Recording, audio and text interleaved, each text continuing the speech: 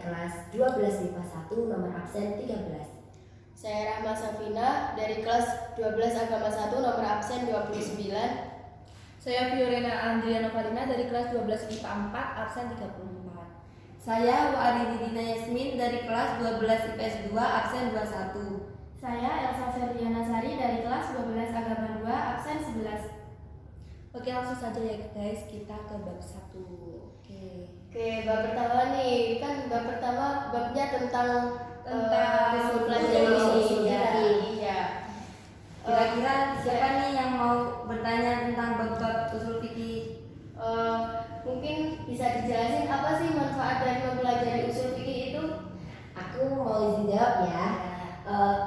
Menurut para ulama, manfaat mempelajari pelajaran usul fikih ini yaitu salah satu sarana untuk mendapatkan hukum-hukum Allah yang sebagaimana yang dianjurkan oleh Allah Subhanahu wa Ta'ala, dan berkaitan dengan hukum akidah, hukum ibadah, hukum muamalah maupun hukum yang berkaitan dengan akhlak. Dari manfaat mempelajari usul fikih ini juga nanti kita akan mengetahui mana yang dilarang oleh Subhanahu wa Ta'ala, mana yang dianjurkan oleh Allah Subhanahu wa Ta'ala. Pokoknya penting banget untuk mempelajari pelajaran usul fikih ini.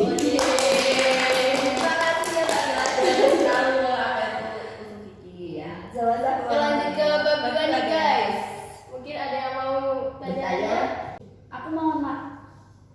Aku mau nanya nih sama Hawa. Kan kalau misalnya kita setelah selesai sholat maghrib, kita tuh membaca Al-Quran dari awal sampai akhir.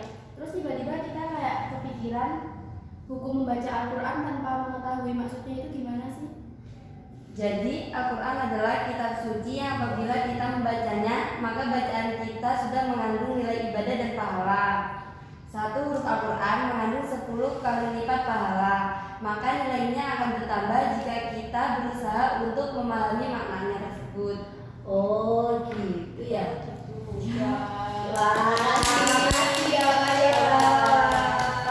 Oke, sekarang saya mau tanya pertanyaan dari bab 3. Aku mau tanyanya sama Mbak Vina ya. Apa sih sebenarnya fungsi dari ijtihad di zaman yang modern ini?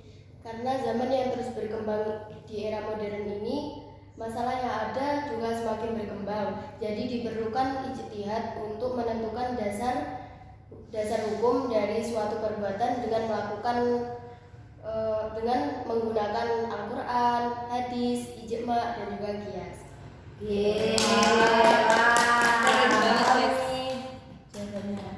Oke, langsung ke bab 4. Ke bab 4 nih. Bab 4, saya mau bertanya untuk Mbak Vio. Nah, mau bertanya ya Mbak Vio. Apakah hukum wadi dengan hukum taklifi ada bertentangan satu sama lain? Gini guys, sebenarnya hukum taklifi sama wadi sendiri itu nggak bertentangan, malah mereka itu berhubungan satu sama lain. Karena kalau yang hukum taklifi itu, hukum wadi itu sebenarnya adalah penekanan atau hal yang memperjelas dari hukum taklifi sendiri. Makasih ya Mbak Vio. Oke, yang terakhir guys. Siapa yang mau bab 5 mau bertanya? Mereka itu berhubungan satu sama lain.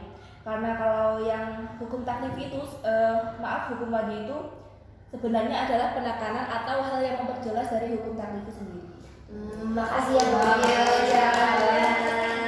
Oke, yang terakhir guys. Siapa yang mau bab 5 mau bertanya? Mau bertanya, ketika kita dalam keadaan sholat sudah mencapai 3 rakaat, terus kita lupa terhadap rakaat tersebut, maka kita tetap melanjutkannya atau kita melakukan sujud syahwi?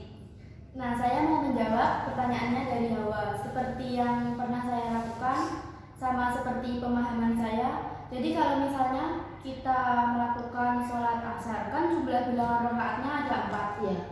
Terus kalau misalnya di rakaat ketiga kita lupa sudah mencapai rakaat keempat atau rakaat ketiga, kalau kita merasa kayak rakaat ketiga itu sudah akhir, sebaiknya kita melakukan salam. Tapi kalau kita merasa ragu, lebih baik kita melakukan sujud sahwi sebagai pengganti rukun sholat tersebut.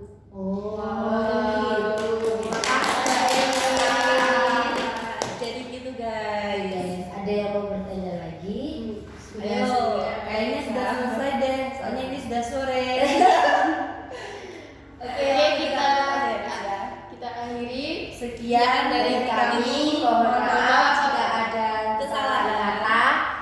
Wabillahi taufiq wal hidayah. Wassalamualaikum